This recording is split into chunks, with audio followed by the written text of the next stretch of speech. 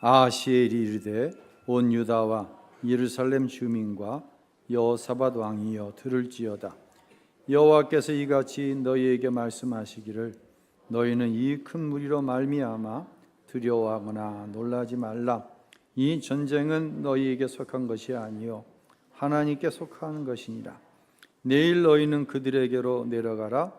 그들이 시스고개로 올라갈 때에 너희가 골짜기 어기 그들을 만나려니와 이 전쟁에는 너희가 싸울 것이 없나니 대열을 이루고 서서 너희와 함께한 여호와가 구원하는 것을 보라. 유다와 예루살렘아 너희는 두려워하지 말며 놀라지 말고 그들을 맞서 나가라.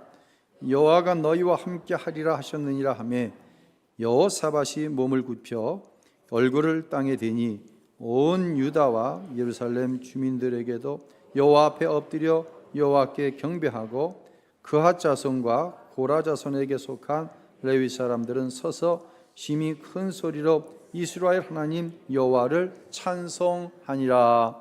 아멘. 할렐루야.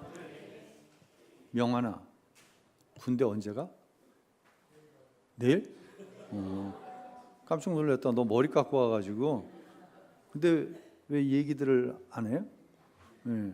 서울대보다 더 힘들다는 해병대 가는데 우리 명환이 일어나서 인사할 때 격려의 박수 한번 해주시기 바랍니다. 네. 끝나고 목사님한테 와서 기도받고 가라. 네. 내일이구나. 미국에서 공부하다가 방학 때 들어와가지고 갑자기 대학에 붙어가지고 해병대를 가게 됐어요. 잘 군생활 할 수 있도록 기도해 주시기 바랍니다. 비가 오는 어제처럼 비가 이제 많이 오는 시골길에 한 30대의 미혼 청년이 운전을 하고 가고 있었어요. 시골길은 어둡잖아요. 근데 갑자기 세 사람이 차 앞에 서서 차를 막아 섭니다. 좀 태워달라는 것이죠. 이렇게 보니까 병원이 급한 할머니 한 분과 또 할머니를 치료하기 위해서 보건소에서 왕진을 온 의사 선생님 한 분, 그리고 그 옆에는 자기가 평소 이상형이라고 생각했던 자매가 서 있는 거예요. 참고로 이 승용차는 2인승이에요. 누군가를 태워야 되는데 여러분 같으면 누구 태우겠어요? 예? 뻔한 소리를 목사님 하고 있다고. 누구 태우겠어요? 이쁜 여자 태우면 그건 윤리적으로 안 되는 거지, 도덕적으로. 할머니 병원 빨리 가셔야 되는데 어떻게 해야 되겠어요? 자기는 내리고 의사 선생님과 할머니를 차에 태우는 거예요. 그리고 나는 이상형인 여자와 빗길을 걸어가는 거예요. 얼마나 좋을까? 생각만 해도 좋죠. 삶을 살아가다 보면 함께 가고 싶은 사람이 있어요. 여러분에게는 누가 함께 가고 싶은 사람인가요? 반면에 그 사람하고는 함께 가기 싫어. 그런 사람도 있을 수 있어요. 근데 우리 김용현 형제는 이상한 웃음을 짓고 있네. 옆을 바라다 보면서 함께 가고 싶다는 거지? 오늘 아침에 싸우고 온 거 아니지? 그런데 말입니다. 우리 나라의 현실을 보면 참 딱한 일인 것 같아요. 아시아 지도 한번 보여주세요. 우리 나라를 둘러싸고 있는 나라들입니다. 정말 함께 가고 싶지 않은 나라들이에요. 먼저 동쪽을 보면 1910년 한일 합방 이후에 36년간 조선을 식민지 삼았던 나라죠. 그 아픔은 지금도 진행 중으로 있는 많은 우리의 선배들이 있습니다.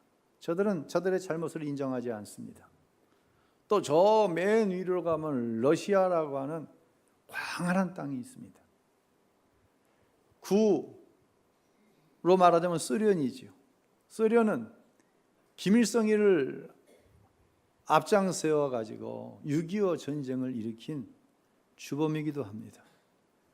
그 기억이 우리 안에 있는데 엊그제 러시아의 푸틴 대통령이 북한을 방문해 가지고 김정은이와 맺은 조약이 전 세계를 지금 팔칵 뒤집어 놓고 있어요. 어제 뉴스에 보니까 대한민국은 자체적으로 핵을 가져야 된다는 이야기가 미국에서 나오고 있다고 하는 소식을 듣기도 합니다. 북한군이 러시아가 점령하고 있는 우크라이나의 마을들을 수비수로 보낸다고 하는 그러한 소리도 들려오고 있습니다. 참 러시아라고 하는 나라 어려운 나라예요. 우리에게는 동행하고 싶지 않은 나라예요. 우리 서쪽으로는 중국이라고 하는 나라가 있습니다. 많은 설명을 하지 않겠습니다. 한마디로 이 표현한다고 한다면 정말 믿을 수 없는 나라입니다. 이제 마지막으로 머리에 얹고 사는 나라가 있습니다. 한민족인데 참 어렵습니다. 그렇다고 이걸 버리고 갈 수도 없습니다. 함께 가야 하는데 핏줄이니까 어디입니까? 바로 북한입니다.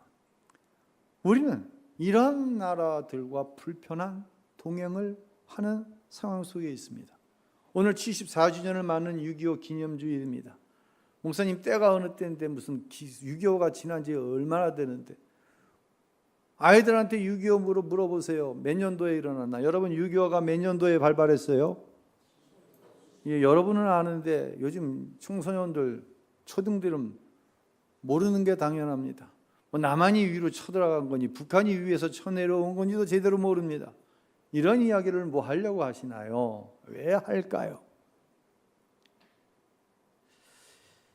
2018년 6월과 4월 각각 싱가포르에서는 미국과 북한의 정상이, 또한 판문점에서는 남한과 북한의 정상이 만나 종전과 비핵화라고 하는 조약을 이끌어내게 됩니다. 저는 그렇게 생각했습니다. 야, 우리의 소원은 통일. 소원이 통일이었는데 통일이 더 이상 소원이 아니라 현실이 될 수 있겠다라고 하는 희망을 우리 모두가 가졌습니다. 그런데 6년이 지난 지금 통일은 다시금 우리에게 요원한 소원이 되고 말았습니다. 뭐가 잘못된 것일까요? 왜 6년 만에 통일이 현실로 될 수 있겠다라고 하는 문제에서 이건 요원한 꿈이야, 소원이야가 되었나? 이유가 뭔가요? 대한민국 정권이 진보에서 보수로 바뀌었기 때문일까요? 아니면 미국의 대통령이 트럼프에서 바이든으로 바뀌어서일까요? 아니면 김정은이라고 하는 사람이 변덕이 죽을 듯해서 그럴까요? 다 아닙니다. 6년 전 흔히 이야기하는 판문점 조약이라고 하는 것은 남한과 북한이 한반도의 민족 번영과 통일을 이루기 위한 간절한 소망으로 조약을 맺었지만 온전히 남한과 북한의 힘으로 이끌어낸 조약이 아니었던 게 문제인 거예요.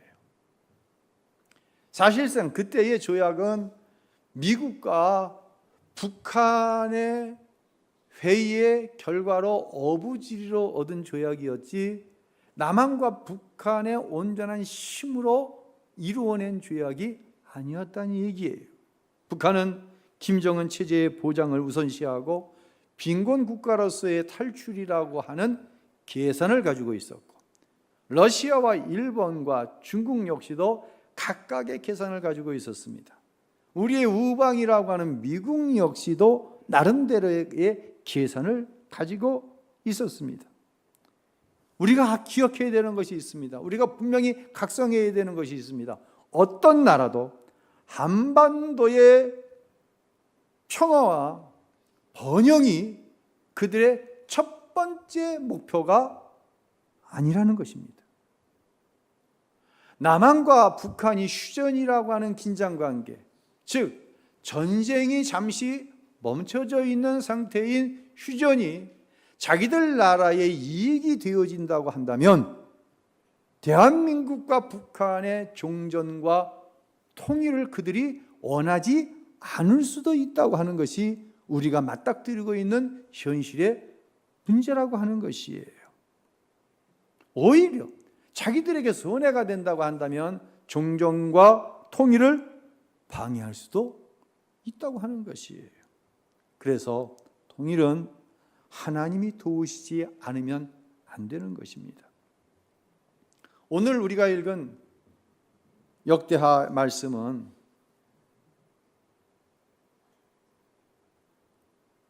유다의 여호사밧 왕 때 모압과 암몬, 마혼이라고 하는 이 세 부족이 연합을 해서 쳐들어올 때 있었던 일이에요. 여호사밧 왕과 이제 백성들은 성전에 나아가 하나님 앞에 이 나라를 구해달라고 기도합니다. 그때 하나님께서 하나님의 종을 통하여 주신 말씀이 오늘 본문인 15절 말씀이고, 이 15절에 오늘 설교의 제목이 있습니다. 함께 읽도록 하겠습니다. 너희는 이 큰 무리로 말미암아 두려워하거나 놀라지 말라. 이 전쟁은 너희에게 속한 것이 아니요 하나님께 속한 것이니라. 아멘. 여호사밧 왕과 유다 백성들은 이 전쟁은 너희에게 속한 게 아니야. 군사의 수로 우수한 무기로 하는 전쟁이 아니야. 이 전쟁은 나에게 속한 거야. 너희는 전쟁에 참여하는 것이 아니라 너희는 나를 찬송하면 돼. 이 말씀을 믿었어요. 쳐들어오는 군대의 병거와 많은 군사와 그들이 가지고 있는 무기는 눈에 보이지만 하나님은 보이지 않습니다. 그런데 유다 백성들은 하나님을 믿었습니다. 하나님이 주신 말씀처럼 대열을 이루고 하나님을 찬송할 때에 하나님께서 그들의 침략으로부터 유다를 구원해 주셨습니다. 하나님이 친히 싸우시는 것을 본 것이죠. 여러분, 이게 바로 신앙입니다. 눈에 보이는 현실을 우리를 두렵게 합니다. 우리를 염려하게 합니다. 그러나 성도는 이 두려움과 염려에 머물러 있는 것이 아니에요. 지난주일 드린 말씀처럼 위기의 때 하나님의 약속의 말씀을 붙드는 거예요. 신실하신 하나님, 공의의 하나님, 할렐루야, 그 말씀을 붙들고 하나님께서 친히 싸우시는 것을 보는 것, 이것이 바로 성도의 삶이라고 하는 것입니다. 이 희망의 신학자로 불리는 위르겐 몰트만이라고 하는 독일의 유명한 신학자가 있습니다. 17살 나이에 떠밀리듯 2차 세계대전 전쟁터 한복판에 서게 됩니다. 전투에서 자기의 가장 친한 친구가 비참하게 죽음을 당하는 것을 보고 몰트만은 하나님께 이렇게 부르짖습니다. 나의 하나님, 당신은 어디에 계십니까? 2차 세계대전에 얼마나 많은 사람이 죽었을까요? 5천만 명이 죽었습니다. 5천만 명이면 대한민국 인구만큼 죽은 것입니다. 흔히 6.25 전쟁, 외국 사람은 한국전쟁이라고 얘기하죠. 한국전쟁에서 얼마나 많은 사상자가 생겼는지 아십니까? 500만 명의 사상자가 생겼습니다. 물론 여기에는 국군뿐만 아니라 유엔군, 북한군, 중공군의 숫자가 다 포함되어 있죠. 500만 명이 사상을 당했어요. 전쟁은 아직도 진행 중이죠. 지난해 10월 달 하마스의 공격으로 이스라엘 축제 현장에 있던 사람들 1200명이 죽음을 당했습니다. 또한 납치를 당합니다. 이스라엘은 하마스에 보복을 했습니다. 가자 지구에 있는 사람들 가운데 11만 명의 사상자가 현재 발생했고 지금도 발생하고 있습니다. 러시아가 우크라이나를 침공한 지 벌써 2년하고도 6개월이 지나가고 있습니다. 러시아 우크라이나 군사들이 얼마나 죽었는지 아세요? 최소 12만 명이 사망을 했습니다. 여러분, 이게 전쟁입니다. 전쟁은 일어나면 안 됩니다. 그런데 모든 전쟁에는요, 그럴듯한 명분이 있습니다. 왜 전쟁을 일으키냐 할 때 나름대로의 분명한 이유가 있다고 하는 것입니다. 지난 2024년 3월 27일이죠. 우크라이나를 침공한 러시아를 대표하는 기독교 종파인 정교회 수장 키릴이라고 하는 사제가 이런 이야기를 했습니다. 러시아의 우크라이나 침공을 성전으로 선포를 한 거예요. 성전은 뭡니까? 거룩한 싸움이에요. 아니, 기독교 교회가 자기 나라가 우크라이나를 침공한 것을 하나님께서 명하신 성전이라고 이야기를 하는 거예요. 이렇게 이야기했습니다. 하나님께서 허락하신 특수 군사 작전이다. 우크라이나를 향한 침공을 가리켜서 하나님께서 허락하신 특수 군사 작전으로 선언을 한 것이에요. 이 선언의 배경에는 무엇이 있습니까? 하나님은 오직 러시아 민족의 편이라고 하는 자국 중심의 이기적이고 악마적인 신념이 이 전쟁의 출발점이라고 하는 것이에요. 모든 전쟁이 다 그래요. 하마스가 이스라엘을 공격했을 때도 신의 이름으로, 이스라엘이 하마스를 공격하고 헤즈볼라를 공격하는 때에도 역시 여호와라고 이름하는 신의 이름으로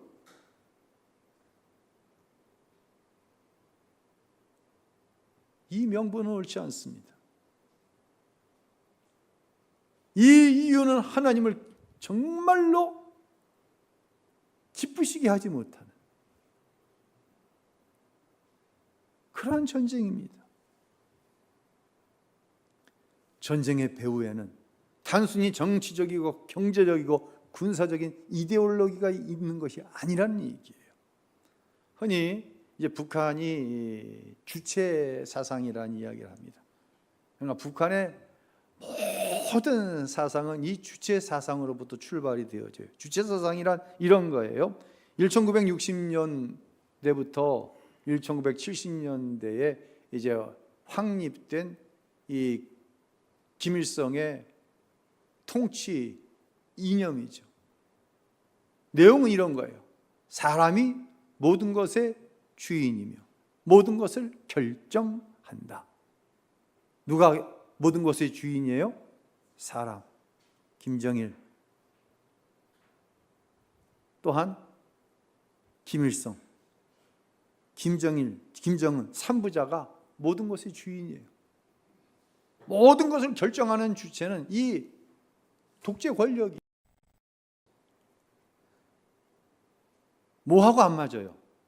기독교하고는 맞지 않아요. 기독교는 사람이 아니에요. 누가? 하나님이 모든 것의 주인이에요.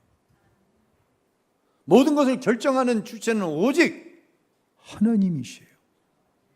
그러니까 기독교하고는 정치적으로 안 맞는 게 아니에요. 이념적으로 안 맞는 게 아니에요. 이것은 영적인 문제인 것이에요. 우리나라의 중앙도서관처럼 북한에 가보면 인민대학습당이라는 게 있대요. 이곳에는 약 3천만 부의 서적이 있는데 대부분이 주체사상 서적이나 김일성에 관한 업적을 연구하는 서적들이라는 거예요. 한 세미나에서 북한의 경제학 교수에게 우리 참석자가 이런 질문을 했습니다. 북한은 좀 멀리 보는 거시경제, 또 바로 앞을 보는 미시경제를 어떻게 분석하고 있습니까? 그랬더니 이 공산당원이 아니라 이 사람은 경제학 교수인데 이렇게 답을 하더랍니다. 우리는 그런 거 모릅니다. 고조 위대한 김정은 동지께서 인민들을 잘 입히고 잘 먹여주실 것입니다. 이게 교수의 입에서 나온 이야기예요. 북한을 다녀온 목사님이 이런 이야기를 하시더라고요. 안내하는 가이드가 이제 김일성 형상으로 만들어진 밀랍 인형 앞에 서더니 그냥 눈물을 펑펑 흘리더라는 거예요. 그래서 목사님이 아니 왜 그렇게 우냐고 그랬더니 어버이 수령동지의 은혜가 감사해서 운다는 거예요. 다시 말씀드립니다. 영적인 문제예요. 미국 대통령 한 분 가운데 조지 부시라고 하는 대통령을 우리가 잘 알고 있습니다. 이 부시 대통령은 유난히 북한 정권을 가리켜서 악의 뭐라고요? 악의 축이라는 얘기를 많이 했어요.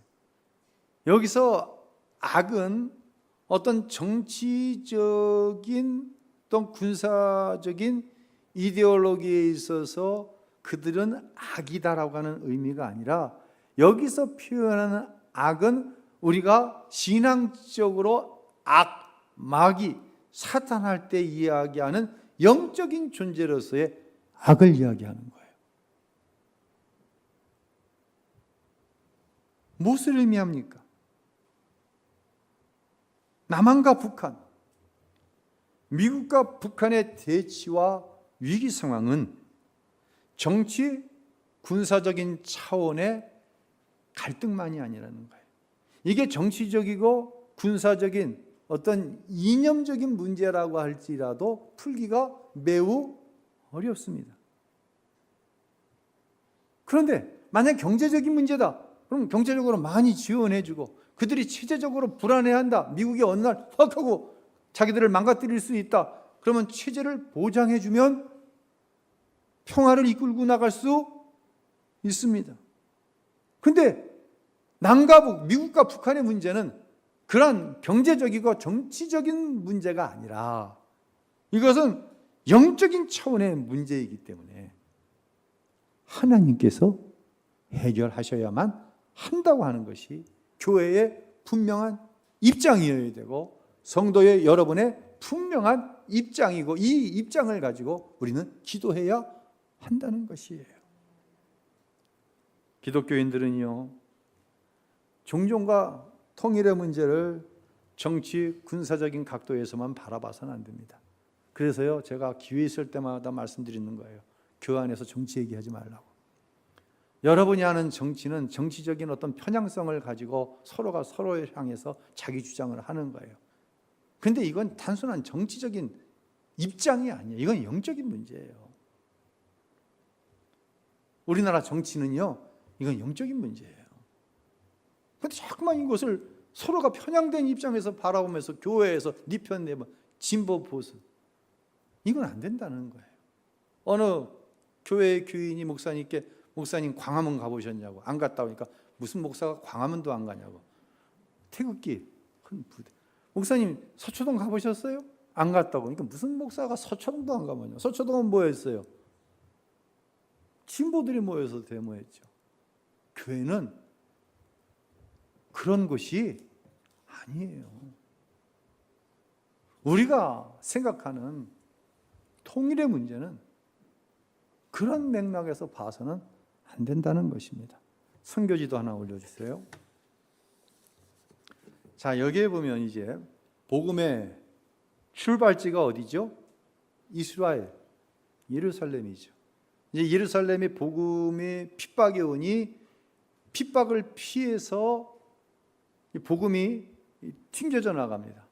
그 복음의 출발지는 어디냐면 여러분이 보실 때 이 모니터로 얘기할 때 왼쪽 맨 밑에 화살표 이렇게 있는 거 있죠. 저희가 어디 있냐면 이스라엘이에요. 나라가 하도 작으니까 표시도 안 돼.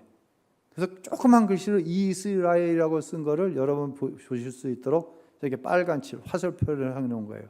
저기서부터 복음이 출발하는 거예요. 저들이 자유롭게 이제 신앙생활을 하기 위해서 선택한 것이 소아시아, 지금으로 말하자면 튀르키예, 터키죠. 터키로 복음이 갑니다. 그곳에서 바울이 복음을 전할 때 성령께서 복음을 가지고 어디로 가라고 말씀하시냐면 유럽으로 갑니다. 그래서 그 위에 그리스로 바울이 들어갑니다. 그래서 유럽 전체에 복음이 퍼지게 됩니다. 유럽으로 건너간 복음은 다시 건너서 어디까지 가요? 미국으로 갑니다. 북아메리카로 가는 것이죠. 아메리카 대륙으로 간 것이에요. 여기서 복음이 또 어디로 오냐면 아시아로 옵니다. 아시아 중에 먼저 일본과 중국으로 복음이 들어갑니다. 그러나 일본과 중국은 복음에 대해서 적대적으로 받아들입니다. 그럼 조선은 어땠습니까? 조선 역시도 우리가 잘 아는 흥선군의 쇄국전책을 비롯해서 서양의 문물, 서양의 종교를 금기시했어요. 그래서 많은 선교사들이 이 땅에서 죽어갈 수밖에 없었습니다. 140년 전의 일이죠. 그러나 복음은 대한민국에서 꽃을 피웠습니다. 이 특징이 뭐냐면요, 이스라엘은 지도에 표시할 수도 없을 만큼 작아요. 이제 복음의 꽃이 피었어요. 대한민국이 2023년부로 전 세계에 약 2만 2천 명의 선교사를 보냈습니다. 미국이 제일 선교사를 많이 보냈죠. 그런데 인구당 보낸 선교사로 따지면 대한민국이 미국을 앞섭니다. 하나님께서는 대한민국을 통해서 땅끝인 예루살렘으로 복음을 증거하기를 원하시는 거예요. 지도가 어디 갔어요? 네, 지도 다시 계속 보세요. 이제 대한민국에서 복음은 중국을 향하고 중국과 중앙아시아를 잇는 꼭지점이지 우르무추입니다. 중앙아시아로 복음이 들어가고 중앙아시아 건너에는 어디가 있어요? 이스라엘, 예루살렘이 있는 거예요. 이 마지막 때에 하나님은 대한민국을 통해 이 사명을 감당시키고 계시는 거예요. 우리가 그 사명에 충실한 이상 하나님께서는 대한민국을 사용하여 땅 끝까지 복음을 증거하기 위해서 이 나라와 이 민족을 붙잡아 주실 줄로 믿으시길 바랍니다. 아무리 생각해도 다른 이유가 없어요. 전 세계적으로 7번째 뭘 많이 하는 나라고, 대한민국이 이런 축복을 받을 만한 이유가 설명되어질 수가 없어요. 복음입니다. 이것이 우리가 생각하는 마지막 때의 통일에 대한 관점인 것이죠. 사도행전 1장 8절 우리가 한번 읽도록 하겠습니다. 오직 성령이 너희에게 임하시면 너희가 권능을 받고 예루살렘과 온 유대와 사마리아와 땅끝까지 이르러 내 증인이 되리라 하시니라. 아멘. 여기서 땅끝은 다시 예루살렘. 우리가 그 증인들이죠. 이제 우리는 하나님께 속한 전쟁을 이어나가야 됩니다. 인류 역사상 가장 비참하게 몰락한 인종을 꼽으라고 한다면 저 북아메리카 대륙의 인디안들을 이야기할 수 있습니다. 아메리카 대륙의 그 광대한 땅을 다 잃어버리고 몰락해간 것이 바로 이 인디안들이에요. 그 배경에는 인디안들이 역사의 중요한 순간마다 잘못된 편에 쓴 거예요. 잘못된 길로 간 거예요. 먼저 1767년 영국과 프랑스가 전쟁을 벌입니다. 이 북아메리카 대륙, 그냥 쉽게 표현하면 이 신대륙인 미국 땅을 누가 차지할 것인가 싸움을 한 거예요. 인디안들이 어느 편인가는 서야 되는데 프랑스 편에 서게 됩니다. 그런데 어느 편이 이겼을까요? 영국이 이깁니다. 이 북아메리카 대륙을 차지한 영국이 무참하게 인디안들을 학살합니다. 왜요? 너희들 프랑스 편에 들어서 우리와 싸웠지. 이때 인디안의 숫자가 급감하게 됩니다. 잘못된 편을 쓴 거예요. 그로부터 9년이 지난 1776년 미국의 독립전쟁이 벌어집니다. 영국으로부터 독립을 해야 되는데 영국이 이걸 허락을 안 하는 거예요. 다시금 전쟁이 북아메리카 대륙에서 벌어집니다.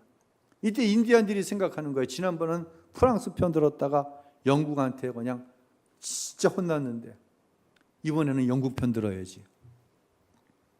미국하고 영국하고 싸우는데 누가 이겼을까요? 미국이 이겨. 독립을 선언하게 됩니다. 또 편을 잘못 들은 거예요. 당시 독립전쟁 때의 미국의 대통령이었던 앤드류 잭슨 대통령은 인디안 제거법이란 법을 선포를 합니다. 이 법을 통하여서 인디안들이 자기 땅에서 쫓겨남을 당하고 무참하게 학살을 당합니다. 왜 이런 일이 벌어졌어요? 잘못된 편에 섰어요. 잘못된 길에 쓴 거예요. 여러분, 개인도 마찬가지예요. 인생의 길을 갈 때 어느 편에 속하는가 참 중요합니다. 어떤 길을 가는가 참 중요합니다. 국가와 민족에게 있어서는 운명이 달린 일이에요. 그런데 우리는 기억해야 합니다.